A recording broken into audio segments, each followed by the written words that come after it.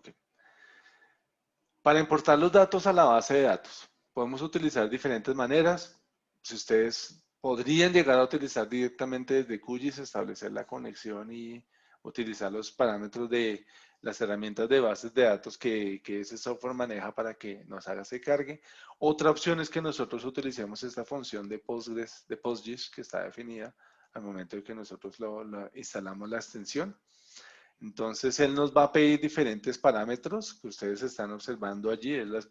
Nosotros especificamos la forma o sea, él nos va, la herramienta lo que nos hace es construir código en SQL de PostGIS. O sea, cuando nosotros utilizamos esta herramienta, le entregamos un shapefile, él nos va a devolver un archivo con sentencias, él nos devuelve sentencias SQL, las cuales nosotros podemos recolectar en un archivo para que nosotros podamos ir a construir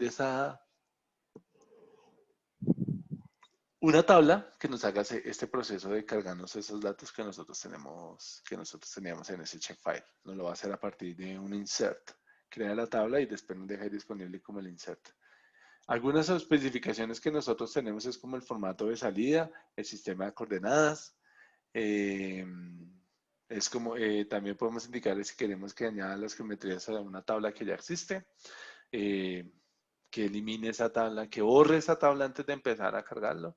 El G sería como la definición de la columna de geometría, donde sí, básicamente significa que podemos eh,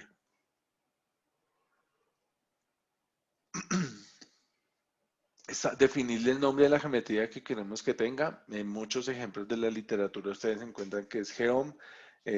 Ya vimos que cuando ejecutamos el código de Python, él lo hace, él crea una columna que se llama geometría. Uy, ¿qué pasó? Permítame un momento que no sé qué pasó. Ay, gracias.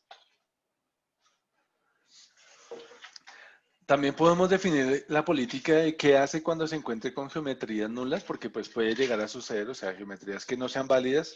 Supuestamente nosotros solo podemos almacenar en un shapefile elementos o features que contengan geometrías, pero pues también puede llegar a suceder que por alguna razón no me sé de memoria la especificación o la definición de un shapefile, tengamos que se encuentre con geometrías nulas.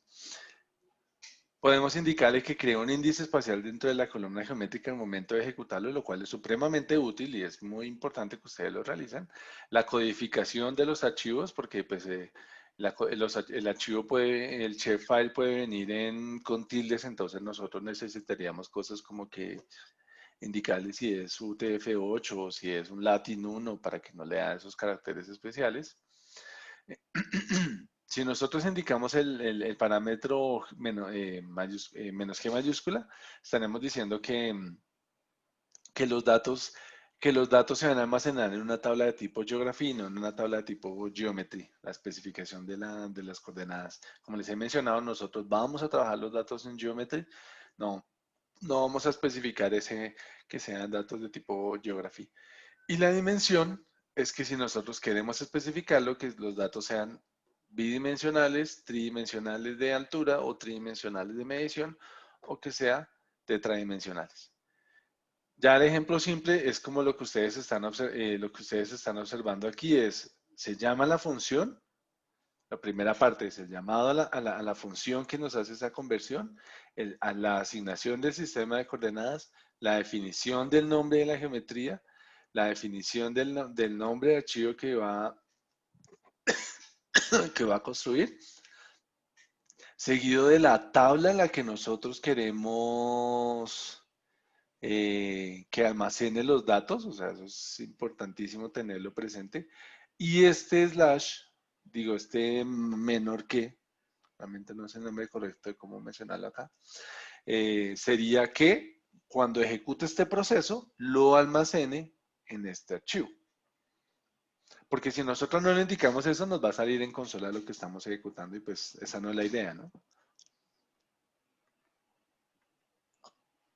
Si nosotros utilizamos estas funciones para almacenar esa ese shapefile en un archivo SQL que nosotros vamos a ir a cargar a la base de datos. Entonces, por eso nosotros debemos, se sugiere que se especifique eso, si no, pues no va a suceder. Eh, bueno, más cosas para la próxima sesión, ¿sí? Ah, bueno, importar, exportarlo, ok.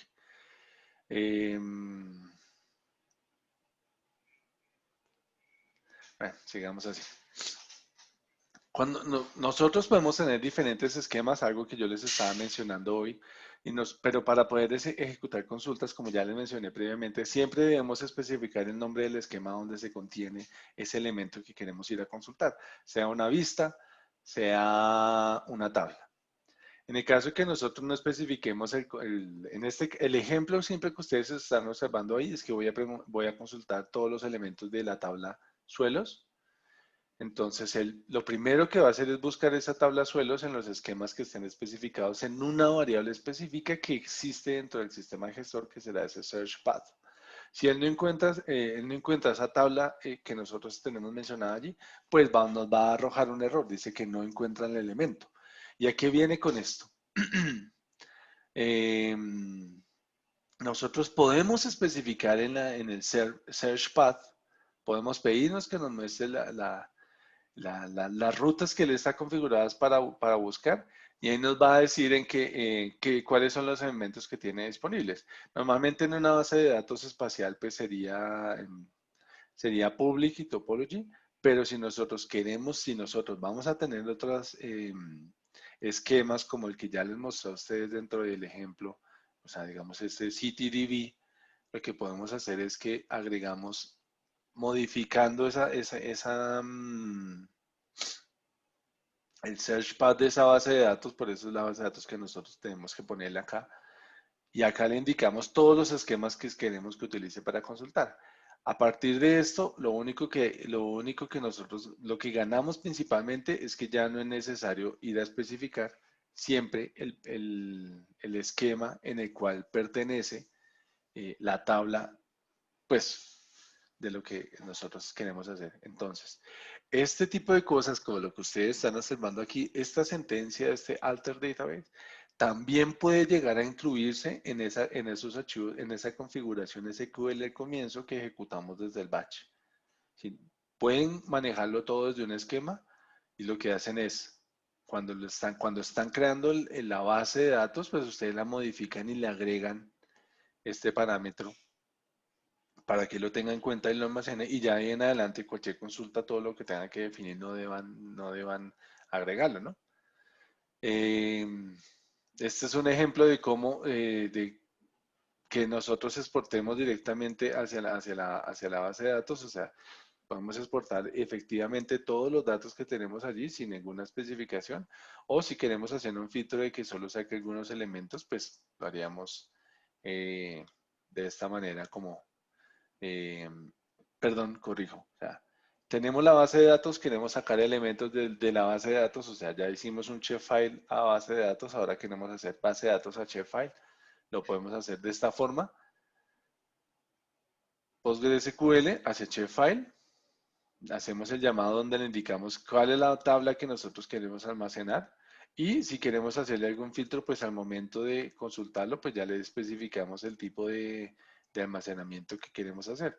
O sea, en este caso, el ejemplo con un filtrado es que únicamente va a sacar el ID y va a sacar el boundary, o sea, va a sacar como el bounding box o la geometría que envuelve esas geometrías que nosotros tenemos ahí definidas. No, los boundary no son. Bueno, habría que mirar bien la función boundary, que es lo que nos está definiendo, pero creo que más es como la dimensionalidad de los es del. Ya, eso está acá. Me devuelvo porque no estoy utilizando el término correcto. Me excuso con ustedes.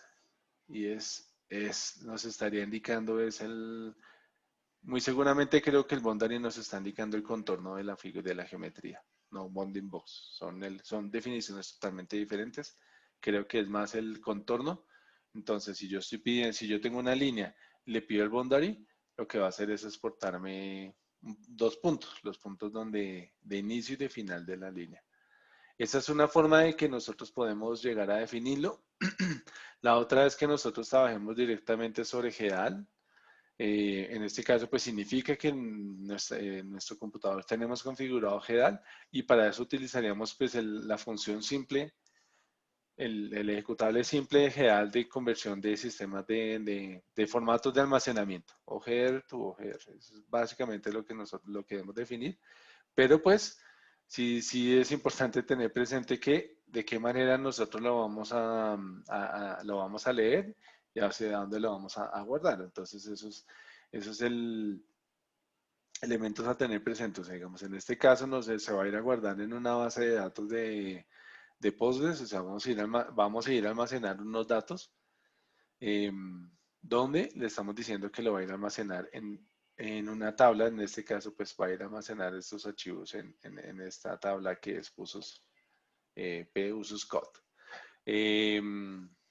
Cuando nosotros utilizamos GEDAL, pues tenemos algunas opciones de especificación de almacenamiento que son las que ustedes encuentran acá. O sea, pueden especificar todo este tipo de cosas, como por ejemplo, van a seleccionar qué es lo que los campos que ustedes quieren, cuáles son las condiciones que se deben cumplir, si quieren hacer una sentencia más compleja, o sea, si quieren poner un SQL donde van a especificar las cosas.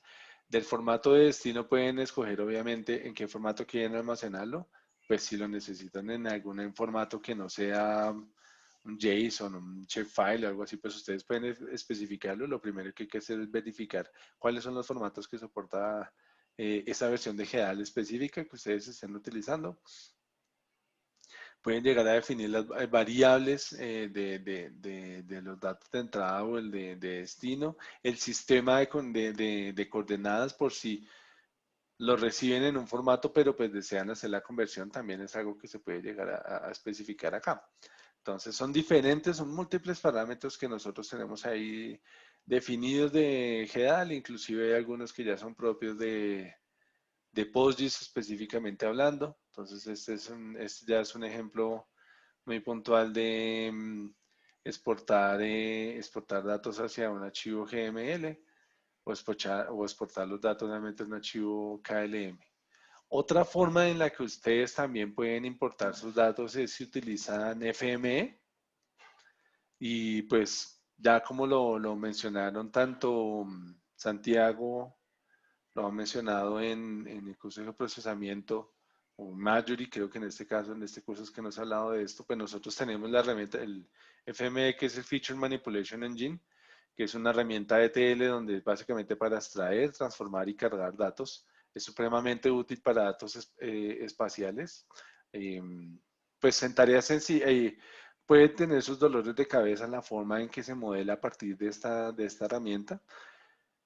El procesamiento nosotros lo hacemos a partir de espacios de trabajo, o en este caso se llama como FM Workbench, y permiten automatizar las operaciones para realizar transformaciones en la estructura y en el contenido de las geometrías y las tablas. O sea, los datos que nosotros recibimos de entrada podemos modificarlos a otro tipo de datos sin que requiera una mayor complejidad, o podemos llegar a cambiar los nombres de los atributos.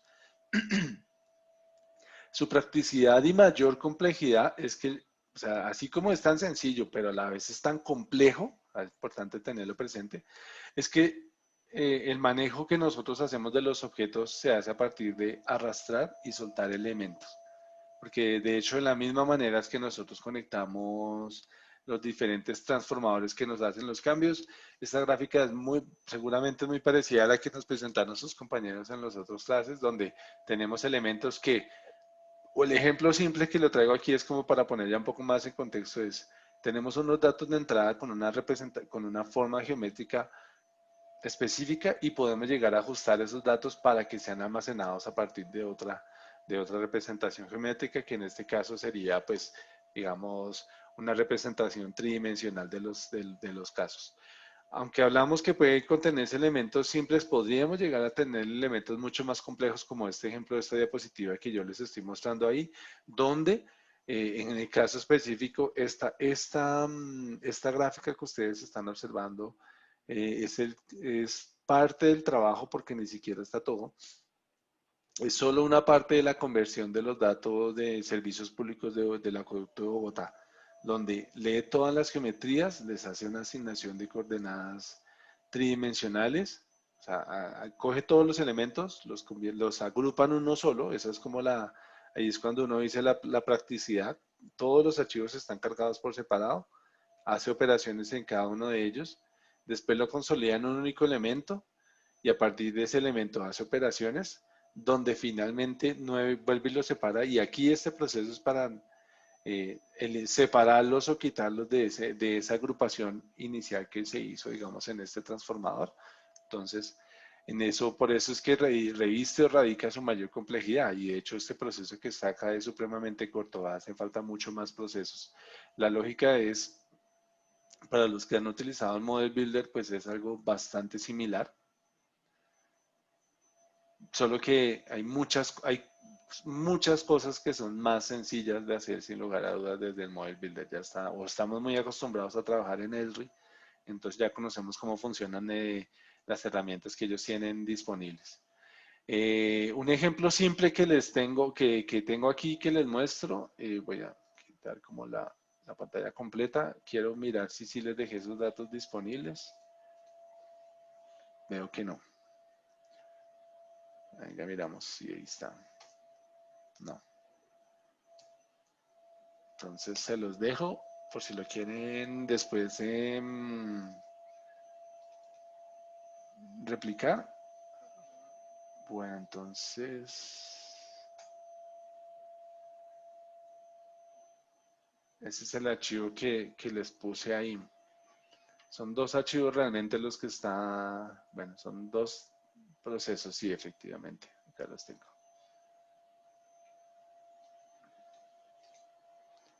Voy a deshabilitar este que está acá arriba.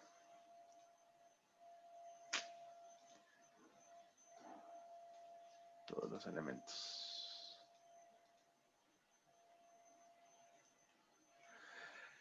¿Este ejemplo qué hace? Gabriel, que es el único compañero que no está en el otro grupo que tal vez no vio de esto, FMS, aunque es una herramienta propietaria, se puede descargar de forma gratuita. Lo único que debemos hacer es pedir un licenciamiento, un licenciamiento gratuito que ellos lo ofrecen. De hecho, es bastante sencillo poder utilizarlo. Entonces, pedir licenciamiento uno puede llegar a utilizar para trabajo en casa, donde la única especificación es que no sea para fines comerciales. O estudiante en este home office, home use es como un año de un año de licenciamiento y pues uno básicamente lo puede renovar. Inclusive yo lo he hecho que he eliminado la licencia porque formateo el computador y al pedir que me compartan la misma licencia me entregan una nueva. Dicen que no hay forma de poder restaurar esas licencias ya existentes.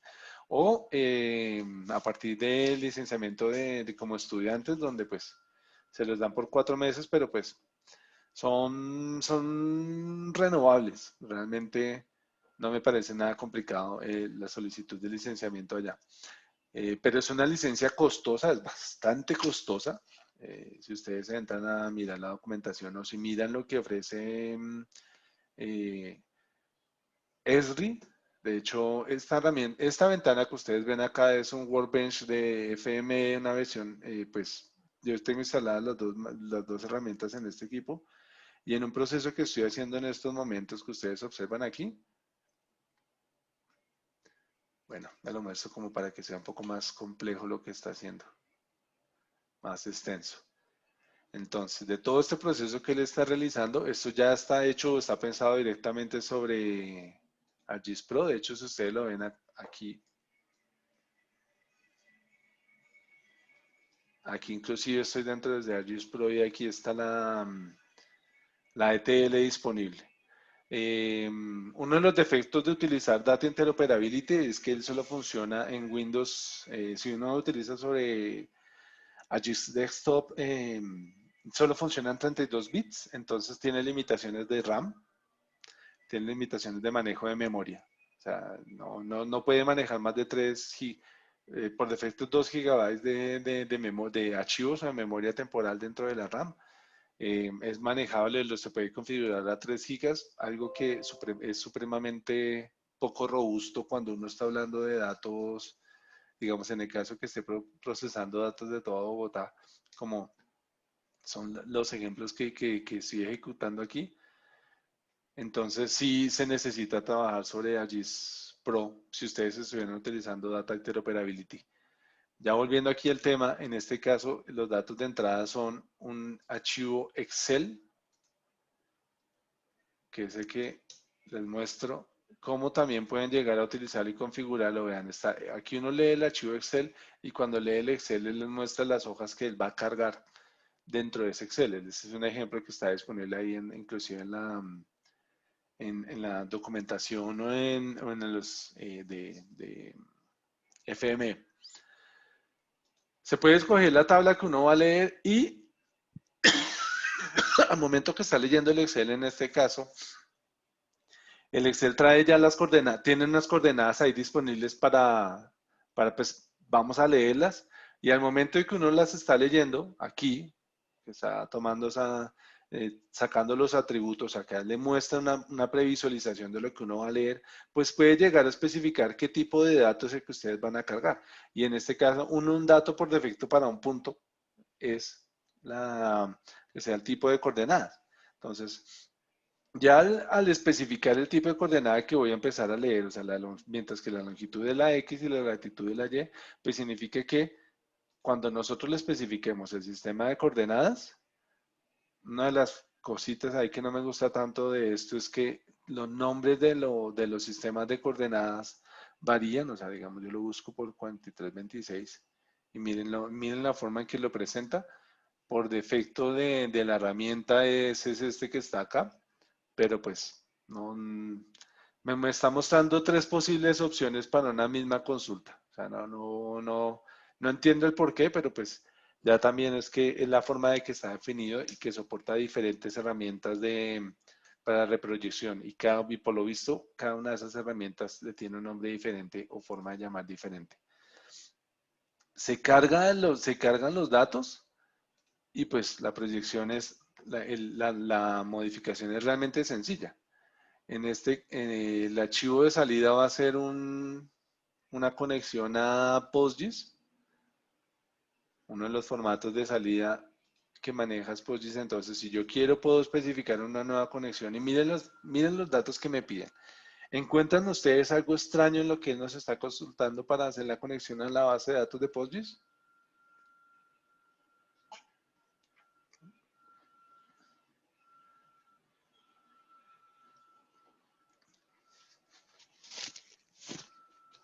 Creo que el silencio quiere decir que no, o concluyo eso de su silencio. Entonces, no hay nada extraño, o sea, nos está preguntando elementos comunes que ya sabemos qué son. Lo único que debemos especificar es cómo queremos guardar las geometrías resultantes. En este caso, pues, vuelve siempre al mismo caso. Primero, les estoy diciendo, traemos con Geometry. Y segundo, el nombre más común que se utiliza es Geom. De hecho, casi que el nombre que se define desde el punto de vista de PostGIS para la capa de geometría es Geom. Así encuentran en la mayoría de los ejemplos. Entonces, pues, también no es una excepción mencionar esto acá. Si nosotros no hacemos ninguna, nosotros podemos llegar a especificar el sistema de coordenadas, pero pues no sé, creo que se alcanza a ver, ahí por defecto le está tomando que tome el mismo sistema de coordenadas que le llega a partir de los datos. Entonces ya con esto quiere decir que al momento de que yo especifique, pues él va a ir a almacenarlo con ese sistema de coordenadas que ya fue definido. Hago la conexión, esa flecha que puse ahí, eso es todo lo que debo realizar para que veamos que efectivamente sí estamos almacenando allá. Entonces me vengo a mi base de datos y voy a validar en public si tengo esta tabla de puntos que veo que no la tengo. West End, no está. Entonces, ya que hice esa revisión, pues vengo y lo ejecuto. Me consulta me consulta porque hace rato no abría la herramienta. Igual siempre que la primera vez que se va a ejecutar les hace esa validación. Si efectivamente sigue siendo el mismo archivo Excel de entrada y la misma conexión de base de PostGIS de base de datos de salida. Y vámonos acá, acá sale. En mi caso se va a demorar, son varios parámetros los que influyen en la demora de la ejecución. La primera es que estoy ejecutando otras dos ETLs al tiempo. Bueno, solo se demoró 9 segundos, realmente no fue mayor cosa. Y el segundo parámetro a tener presente es que, pues, lo estoy haciendo en Internet, ¿no? Entonces también ahí la conectividad es un elemento que puede influenciar al momento de ejecutar esto. Vengo y lo refresco. Aquí encuentro a West End, que era el que estaba inicial. Pido visualizar la tabla. Y pues aquí voy y miro los datos. Y aquí está, o sea, en este caso voy a seleccionar toda la columna. Los datos, mientras que el Excel, aquí bueno, nuevamente tengo las coordenadas, o sea, las coordenadas no se eliminaron, siguen existiendo. Pero pues si ustedes lo ven, pues esos son los datos que yo tenía de entrada en un Excel. Entonces, otra de las posibilidades que ustedes pueden hacer para cargar los elementos a la base de datos, para que ustedes construyan su base de datos, es que utilicen FM. No, pues creo que para varios de ustedes ya han ido solucionando ese inconveniente, más sin embargo me parecía como oportuno mostrarles este tipo de cosas. Y lo otro es que, alejémonos un poco, así como en este caso fue definido, bueno, aquí van dos ejemplos de hecho. El primero fue la definición de cómo convertir ese Excel a una capa geográfica, una tabla geográfica en este caso, lo que voy, bueno, pues no es necesario que lo desactive, lo estoy desactivando única y exclusivamente porque ya lo ejecuté, entonces no lo necesito ejecutar. Y aquí lo que voy a hacer en este caso es habilitar tanto los conectores como los objetos. Y lo que voy a hacer es cargar la tabla, eso es un JSON, sí, es un JSON de sectores catastrales y lo va a convertir a una tabla espacial en PostGIS de sectores catastrales. De igual manera, voy a hacer una modificación de la tabla. Le voy a quitar unos atributos que no necesito, como en el caso del atributo nombre. Voy a remover algunos otros, o sea, en este caso, pues estos dos me están haciendo lo mismo, fueron unas validaciones, eso es algunas de las cosas que también la herramienta tiene como de más. Aquí le voy a pedir entonces nuevamente, ya sé por qué fue que lo hice. Eh, Elimino esta tabla, este atributo nombre que no contiene una información que no me interesa, no me sirve. Sin embargo, en este caso yo necesito hacer unas modificaciones que como a mí no me gustan esos nombres, yo les he dicho a ustedes, no me gusta que tenga el nombre de la tabla dentro del nombre del atributo, pues se lo voy a quitar. Entonces significa que ya van a dejar de llamarse SK y van a llamarse único y exclusivamente por el nombre del atributo. Entonces voy a dejar el código tipo y el nombre, por eso eliminé los otros. Y pues los otros tres atributos que tengo ahí, pues no los necesito. La tabla me la llena con todos los atributos que tiene de entrada, que tiene los datos de entrada. Como no los voy a necesitar, pues los voy a eliminar. Entonces por eso está así. Hago un cambio del sistema de coordenadas. En este caso voy a pasarlo de el sistema de coordenadas, pues ya son coordenadas en Magna. Lo voy a pasar lo voy a cambiar a coordenadas 3257. Pues ya es una transformación de coordenadas. Y estas son todas las salidas que voy a obtener. ¿Dónde lo ejecuto?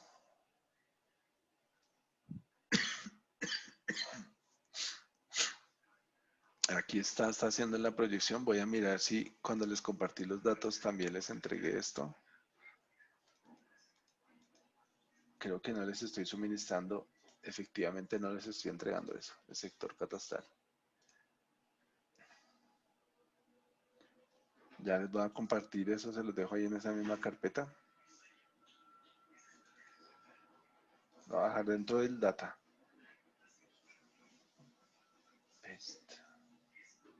Bueno, ahí está. Finalizó el proceso y ahora me remito acá a la tabla. Véanlo antes de actualizarlo. No garanticé que no lo estuviera cargado, pero efectivamente no estaban. No hay tablas de sectores catastrales. Las actualizo y aquí me aparecen las dos tablas que acabo de cargar desde FME. Y voy a hacer lo mismo, una previsualización. En este caso, me he dado cuenta que no es tan óptimo para mostrar tantas geometrías a la vez. Pues vean, si selecciono cada una de ellas, aquí le estoy viendo en coordenadas geográficas funciones y las selecciono todas. Aunque intentan, no alcanza a cargarlas, no quiere decir que no estén, para que no piensen que de pronto la herramienta no nos funcionó. Es más, porque de hecho aquí está inclusive, solo ha cargado, carga normalmente 200 y cuando lo refresco le digo que cargue todos, pero de todas maneras sigue sin leerlos totalmente. Entonces por eso es que no me los había mostrado. Vamos a ver si ahora sí los carga todos. Casi, casi. No es tan óptima la forma de visualización de los datos desde el gestor. Pero pues ahí están. Ahí tendría todas las geometrías. Esa fue la que cargué con ese sistema de coordenadas inicial. Entonces pues vengo a revisar la definición de los datos.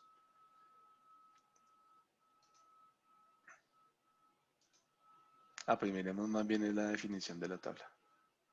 Bueno, nuevamente nos hace esa jugada de irse por la fácil. Va y carga absolutamente todos los datos, cualquier tipo de geometría. Entonces aquí no nos deja ver esa especificación. Pero, si miro las coordenadas, aquí en este caso ya deberías consultar el sistema de coordenadas. Bueno, aquí lo puedo ver sin necesidad de consultárselo. Viene, vuelve y me lo carga, o sea, lo presenta, aquí vemos el sistema de coordenadas que lo cargó, pero pues cada uno de los puntos viene ya ajustado en ese sistema de coordenadas, que es 3857, o ese web Mercator o esas coordenadas planas que tienen un enfoque claramente web. Por eso es que lo estoy utilizando tanto. Entonces, vamos a ver quién está haciendo.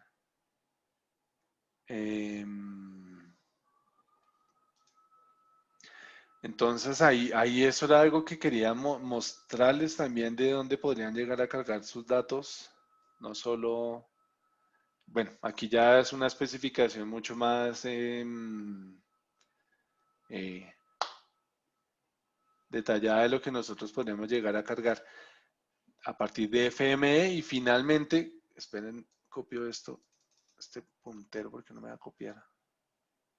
Vamos a ver si este sí me deja.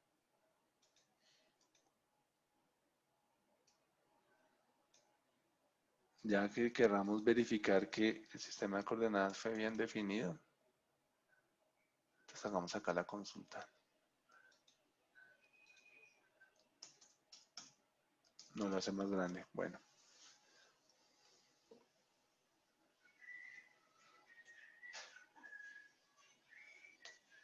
Vamos a consultar el sistema de coordenadas esto sería SCAT. Va a hacer 2 veces esta consulta. ¿Alguien me quiere explicar estas sentencias? Bueno, más que quiera, ¿alguien me explica estas sentencias?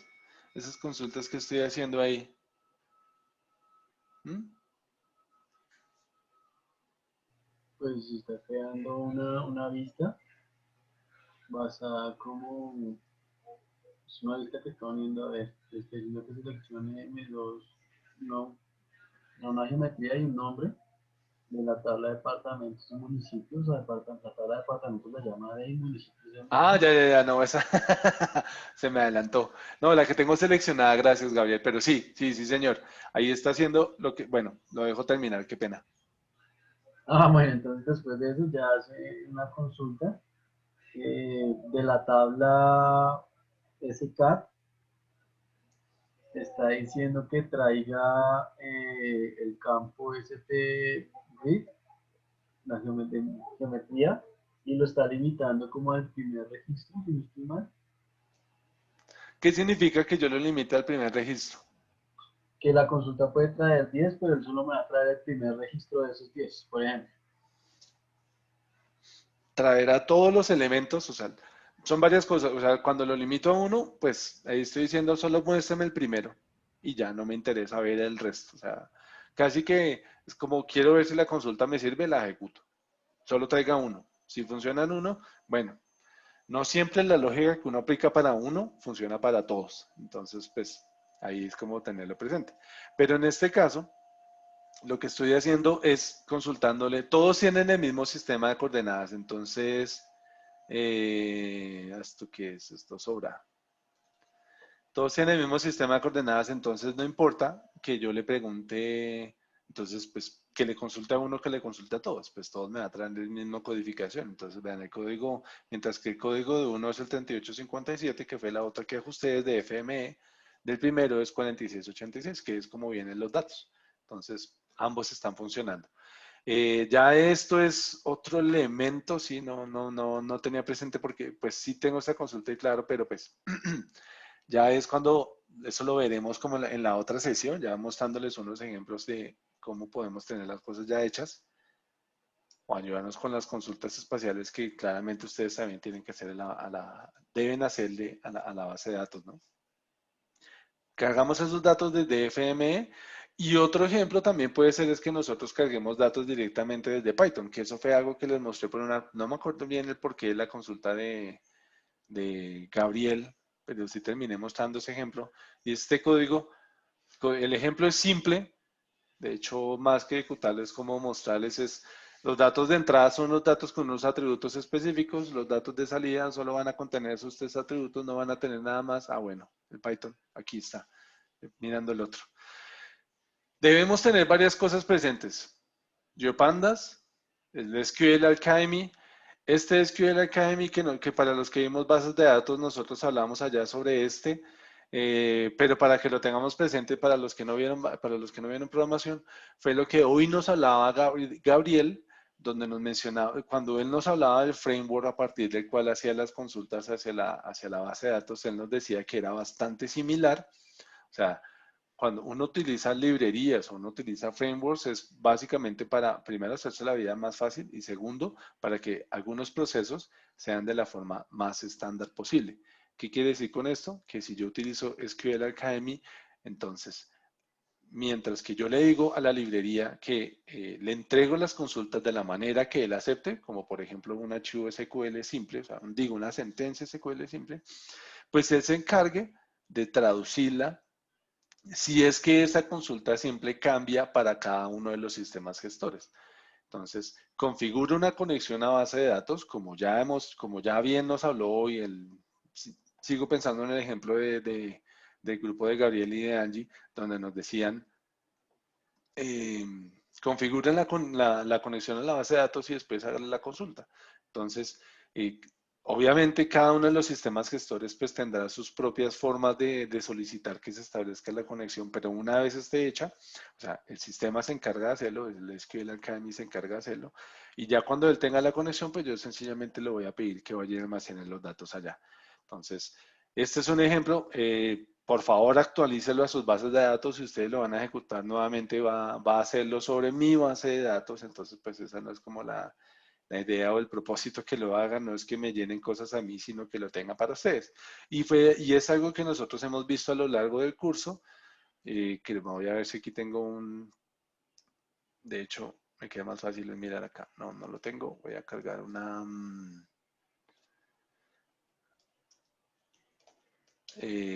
notebook. Y nuevamente pues me quedo callado muchachos porque no puedo hacer dos cosas a la vez. Como hablar y escribir el... Ay, bueno, ¿sí ven? Vea. Listo, ya ahí cargo. Un ejemplo supremamente sencillo. Bueno, ese ejemplo donde lo tengo ahora guardado. Justo ayer lo estaba utilizando. Bueno, veamos si lo tengo aquí fácil a la mano. También es como para dejarles ahí porque pues yo los quiero mucho y me paso sacándoles ejemplos. Bueno, entonces eso va a estar acá.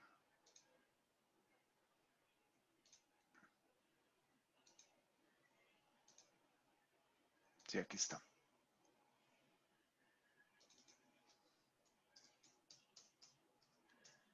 Yo creo que aquí todos vemos.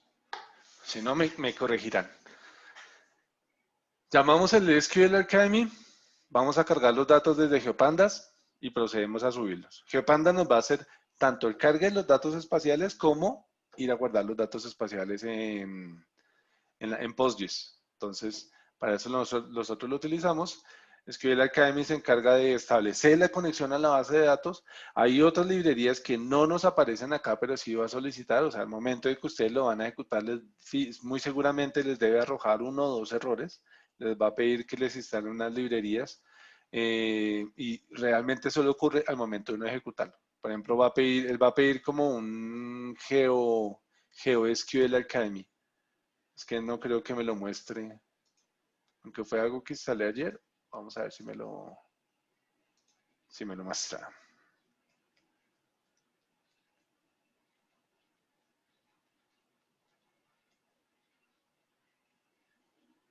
No.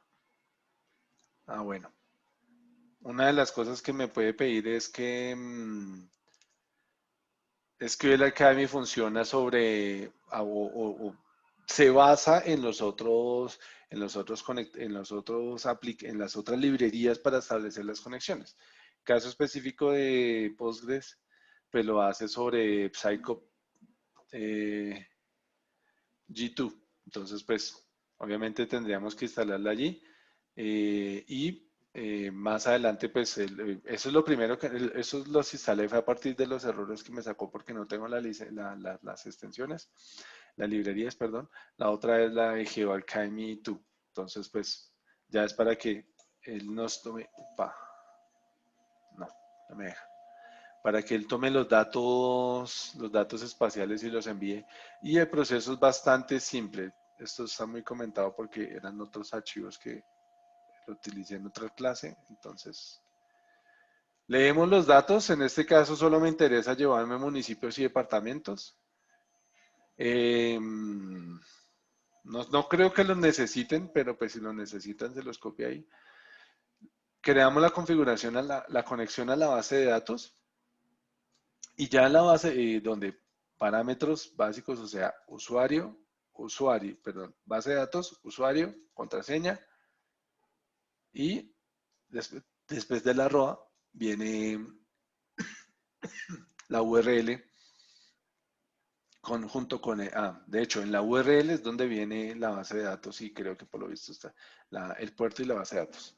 Esto es una conexión de tipo Postgres, lo estoy leyendo mal, donde con este usuario y esta contraseña se va a conectar a este servidor, a este puerto y en ese puerto a esa base de datos. Entonces, establecemos la conexión.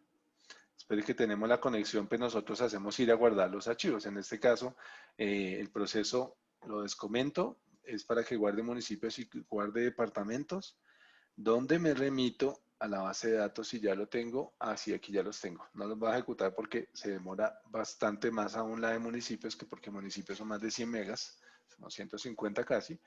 Entonces se va a demorar en que nos haga esa consulta, ejecutar la sentencia, y lo que nosotros vamos a tener es exactamente lo mismo que ya hemos tenido previamente con las otras dos que he ejecutado. Entonces, pues, ni siquiera entro a explorarlo.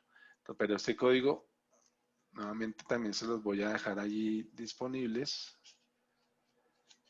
Y ahora tengo que ir a buscarlo acá y esto estoy bien, casi. Esto es, aquí debería estar. Esto no es. Entonces pongámosle otra carpeta que se llame Python.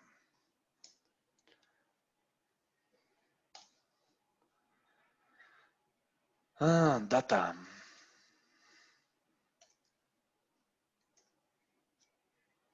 Data no necesitan. Este no lo necesitan. Ya, solo esos dos. Entonces, ahí tienen diferentes ejemplos de la forma en que ustedes pueden ir a cargar los datos a la base de datos.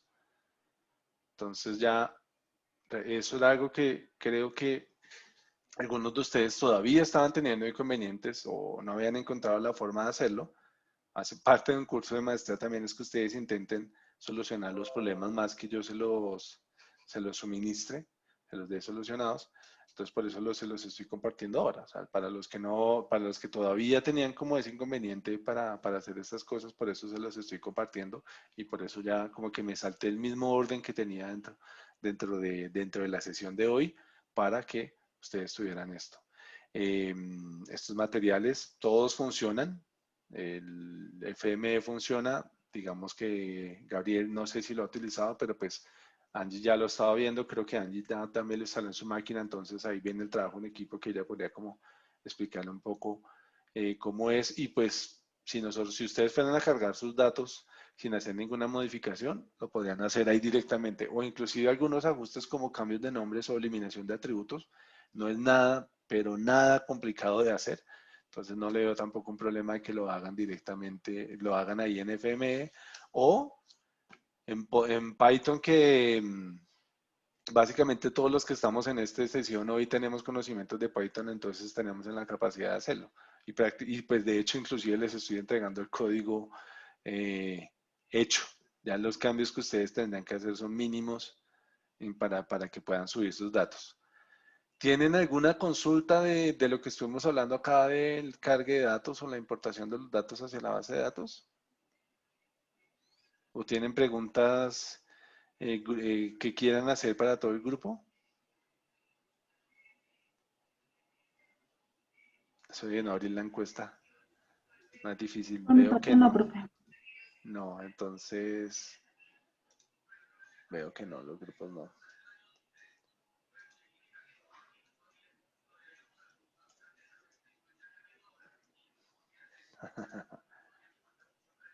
Preguntas sí o no. Y ya cierro de esa manera. De lo más loco, pero pues ustedes solo participan a partir de encuestas.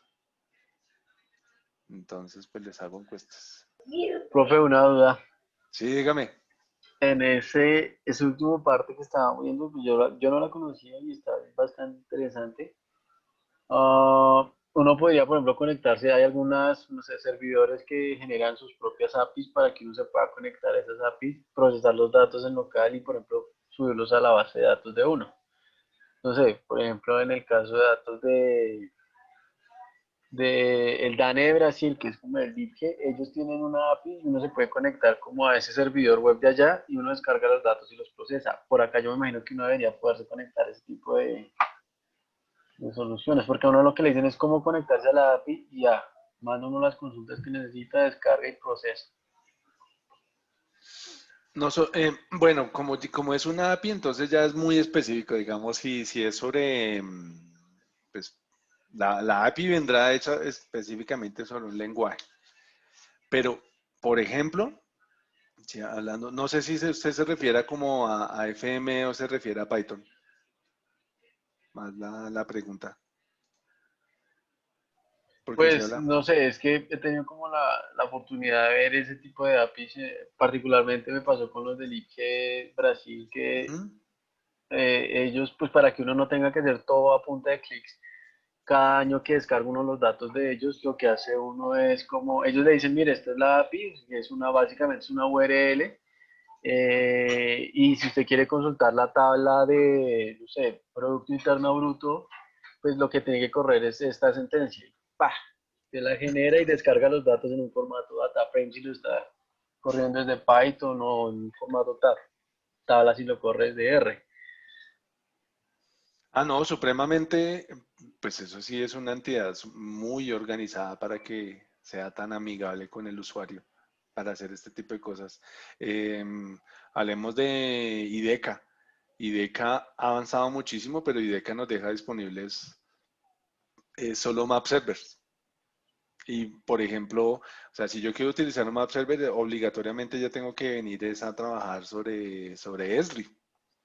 Entonces, inclusive, si lo vemos desde APIs, así como nos acaba de hablar Gabriel, solo estaríamos hablando que IDECA lo maneja desde la API de ArcGIS que nosotros pudiéramos acceder a los datos. No quiere decir que IDECA haya construido una API donde deja disponible la forma en que uno puede acceder a los datos. Y claro, lo que dice Gabriel es muy cierto, es supremamente útil que uno tenga ese tipo de herramientas disponibles a la mano, o sea, nos facilita, inclusive las APIs ya son muy puntuales lo que uno debe entrar a especificar, obviamente, pues cuál es las cosas sin conocer la API, yo diría en estos momentos, pues debo especificar es el tipo de dato que quiero y si son datos temporales, pues el periodo de tiempo en el cual quiero consultarlo. O sea, Por hay, ejemplo, profe, ahí le mandé la URL como pues, de que explica la API de ellos. Y básicamente o sea, es eso, o sea, es una, permite sacar los datos a partir de un lenguaje de programación, ¿no? Sencillísimo. O sea, ya eso le ayuda a uno bastante. Una de las críticas que yo veía ahí de cada hace años, que a partir, digamos, del uso de que ellos se basen sobre publicarlo todo sobre eso, y es que como que han bajado un poco, es que la gente decía, yo no necesito absolutamente todos los datos, yo necesito pedir unos datos específicos, entonces no tengo por qué tener que ir a bajarlos o consultarlos todos, que es lo que normalmente uno hace a partir de bajar la Geodatabase o bajar el backup de PostGIS para poder replicarlos. Y es bastante sencillo, o sea, está basado en REST. O sea, quiere decir que cuando yo haga la consulta me va a volver archivos JSON. Eso, de hecho, es una API pues, moderna para que lo que me devuelva sea algo tan liviano como un archivo JSON. Ajá, un ejemplo de y uso por de... ejemplo, ahí le muestra cómo sería el tipo de consulta que uno hace después de que tenga, por ejemplo, en R, eso es una librería, se puede decir que uno instala la librería de la API y ya lo que usted hace es ejecutar la consulta de esa librería, que es como lo mostraba ahí más o menos anterior, que es slash tabela o slash text de tabela más el resto de la consulta. ¿Aquí? Abajo Ah, aquí. está, no, en la anterior. Bueno, ahí también hay varias. Ahí está al final, antes Ah, de, ya le ahí, entendí, ya entendí. Ya entendí qué me está diciendo acá. Ah, acá me está diciendo cómo puedo consultarlo. más o menos así es la configuración de una No, supremamente útil. Y búsqueda. eso es muy, o sea, facilita muchísimo. Bueno, pues, aunque a uno le puede parecer extraño esos parámetros para que yo lo consulte, pero pues la documentación ya le dice de qué manera es que usted puede ir a establecer la consulta. Y trae Y, única y exclusivamente los datos que usted necesita. No tiene por qué estar trayendo todo. Pero eso sí, sin lugar a dudas, eso sí es un paso mucho más adelante a las cosas que nosotros tenemos acá, porque aquí todo está, todas las infraestructuras de datos espaciales están hechas sobre la lógica de Esri. Por más de que se impulsen que sean infraestructuras de datos espaciales, se hacen es sobre la lógica de Esri. Porque pues tenemos en Colombia hay una gran desventaja y es que no hay expertos en GeoServer, por ejemplo inclusive. O sea, o por ejemplo, hay otra forma, o sea, si nosotros trabajáramos, nosotros podríamos también a ver si lo abro, si lo sigo consultando bien, pues, creo que no. Postgres, no, claro, así jamás iba a encontrar nada. Es que buscando Postgres y escribo postres. es decir, que Eh, ya toca salir a tomar café. Exactamente. sí, me falló subconsciente, por eso es que estoy tan flaco. Me ganó ahí la memoria, el cerebro ahí me engañó, maldita sea. Bueno, entonces, nosotros, por ejemplo, inclusive también podríamos llegar a tener los datos publicados a partir de APIs como esta, o sea, tenemos los datos en una base, los datos en Postgres, podemos utilizar esta API donde es totalmente RESTful, o sea, significa que yo puedo ir a establecer consultas y él me va a devolver el resultado me lo va a entregar en archivos en JSON. Entonces, nosotros ni siquiera también hemos llegado a esa lógica allí en Colombia y pues perdonará que se llegue a sentir ofendido, pero la verdad, nosotros no hemos profundizado en el desarrollo Entonces solo tenemos implementaciones donde publicamos las cosas y ahí quedamos.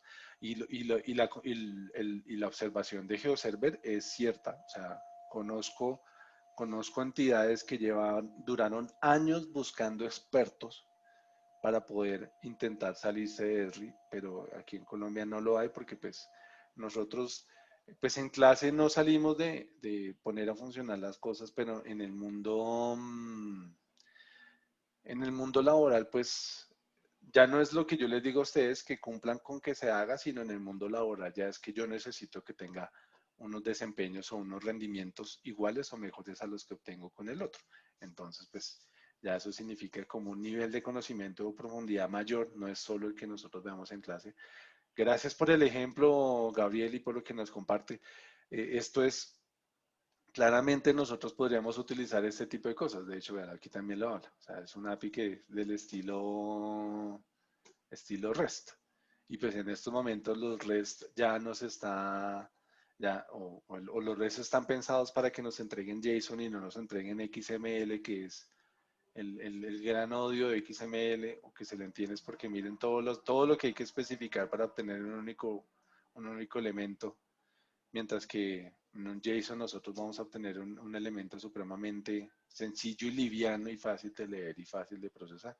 Y si tenemos los datos de una manera, o ya se pueden importar acá, como el que nosotros tendríamos por ejemplo, desde FME con, esto es más que todo es como para Gabriel, que es el único que no ha visto lo que hemos estado hablando de eso, de todos esos posibles formatos, inclusive esta herramienta que es tan robusta, no lee esos map server de ArcGIS. O sea, eso es un lenguaje, ya es una especificación propietario bastante cerrada que inclusive no podemos tener eso. Nosotros podemos ir a acceder a estos, a estos, a estos features, pero ni siquiera así estaríamos entrando a leer cómo normalmente en Colombia se están publicando las cosas. Buenísimo eso que me acaba de mostrar, qué chévere. Ojalá se implementara acá, ojalá lo implementara la ID o IDECA, que los datos los dejen disponibles de esta manera. Es mucho más fácil para los programadores, es supremamente más fácil que eso se tenga de esta manera. Es mucho mejor. Se optimiza el proceso de consulta y búsqueda y descarga de datos. Listo, gracias por lo que nos compartió Gabriel. No, veo que no hay como más comentarios y vamos a hacer una pausa. De hecho, nos queda poco tiempo, inclusive de clase, nos queda pausa corta para tener sesiones como de 15 minutos con cada grupo. Entonces significa hacemos una pausa de 10 minutos, volvemos a las 10:10, ya me reúno con el grupo 3, no, sí, empecemos con el grupo 3, después grupo 1, después grupo 2, o si quieren algún orden específico, hoy sí lo dejo abierto, que es más como el espacio que ustedes